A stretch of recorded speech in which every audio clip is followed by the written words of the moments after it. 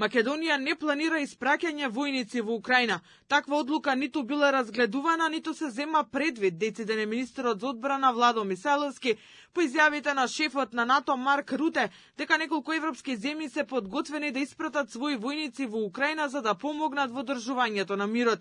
Според Мисайловски, армијата останува фокусирана на модернизацијата и исполнувањето на обврските во рамките на сојузништвата. Директно не.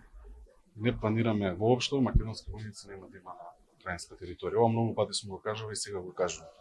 Ние да гледаме да се модернизираме во нашиот дел.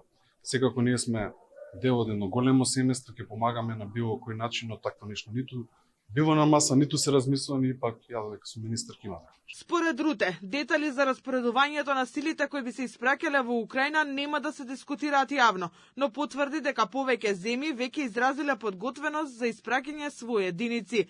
Предходно лидерите на земјите учеснички во коалицијата на доброволци официјално потврдија дека се подготвени за распоредување сили за обезбедување на границите по завршувањето на војната. Од друга страна, во насока на исполнување на НАТО стандардите и барањата на алијансата за модернизација на македонската армија, одбрана идната година за тоа ќе вложи 116 милиони евра од речиси 360 милиони евра, колку што е предвидено за касата во министерството. Оваа година ја завршивме со рекордни грантови, би рекол, добивме преку 43 милиони евра директни договори со Европскиот мировен фонд, со Европската унија.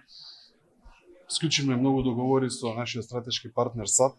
Веќе пред една недела дополнително поминавме нови договори каде што за брзо време ќе видат во собранието, односно премин во влада, потоа ќе го информираме и собранието за преку 20 милиони евра, што значи еве само грантови преку 50-60 милиони евра директно за армијата. За капиталните инвестиции министерот истекна дека буџетот се реализира согласно динамиката на набавките и дека делот за штедените пари се пренасочени кон купување резервни делови за американските возила во армијата. Според Мисайловски, 2 од хеликоптерите Леонардо се очекува да пристигнат следната година.